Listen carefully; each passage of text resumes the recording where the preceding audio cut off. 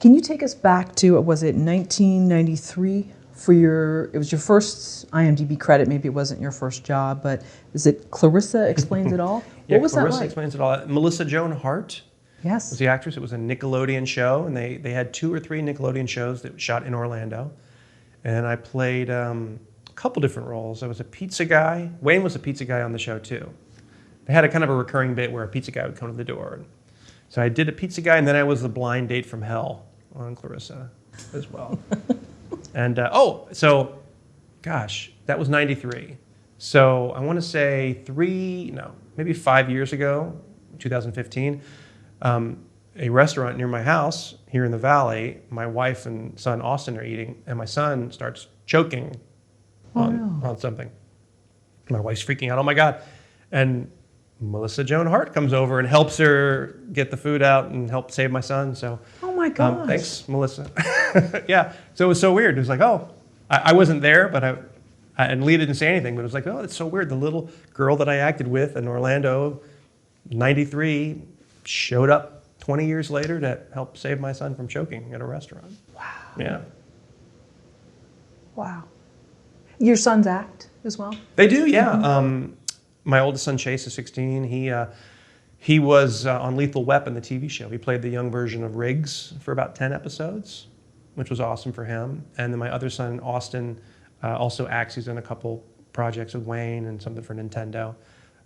We do it as parents. We let them dip their toe into it. So we're not homeschooling them and making them learn, like, if they don't want to read for something, no, you don't have to. Do you want to read for that? We keep it very casual, just so they kind of know what it's like in case they want to do that later. But there are some acting people that are put their children, and you're 10 years old and you have a career and you have a job and you take it seriously and goodbye to your childhood. We don't do that. I think the kids need to be kids for a while.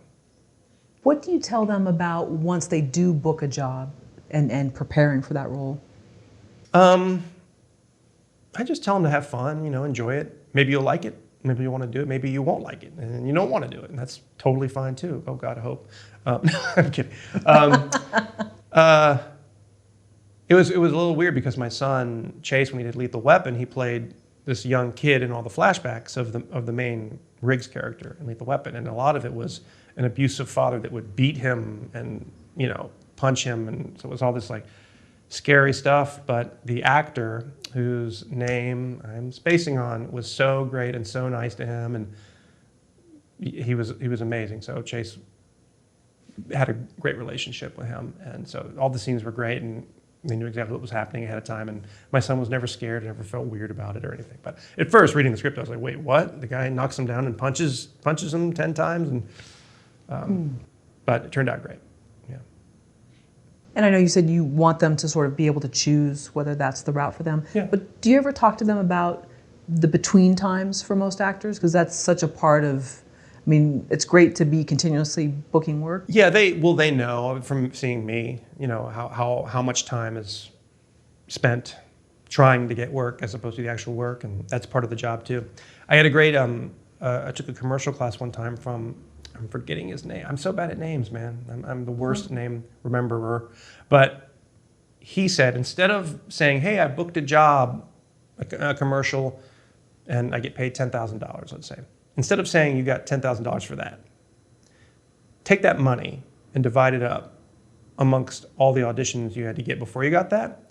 Now pretend like you're only getting $500 for that job. But that means you're getting $500 for every time you go out on an audition, right?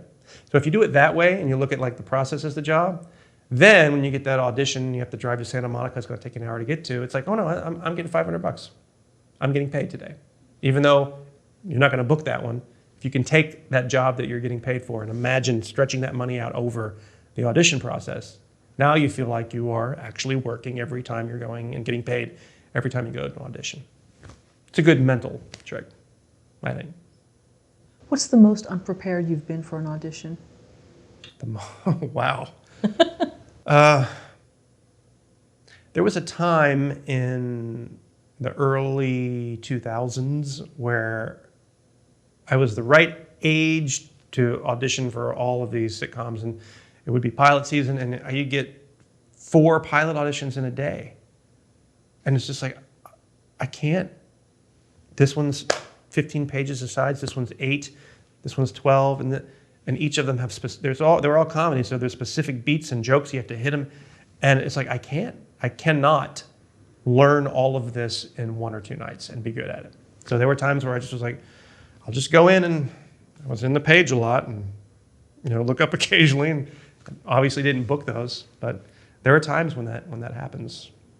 One thing I would have done differently then that I do now is I'll just use a coach every time. If I have an audition, there's plenty of people you can say. You could be a friend. You don't have to pay for one if you don't want to. Say, hey, can you coach me on this? Because every professional sports player has a coach or someone that helps them through. Even though they're the best player in the field, they have a coach that helps them. So I would advise every time you have an audition, get a coach.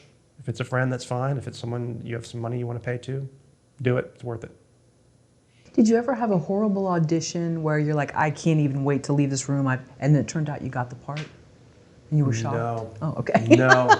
There's auditions I've gone in where I've been like, well, I didn't think, I guess it went okay, and then they say, oh, you got it. I'm like, really? That's fine. But I've never tanked, and I've tanked auditions, but I've never booked a tanked audition.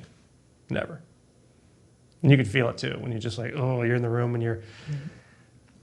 It's like stand-up comedy, which I haven't done a lot of, but it's like you have to keep going, and you've lost it and you've messed it up and you've lost confidence, and you can feel your face is hot, and they're all squirming, and you're like, oh, I got 2 more pages of this shit.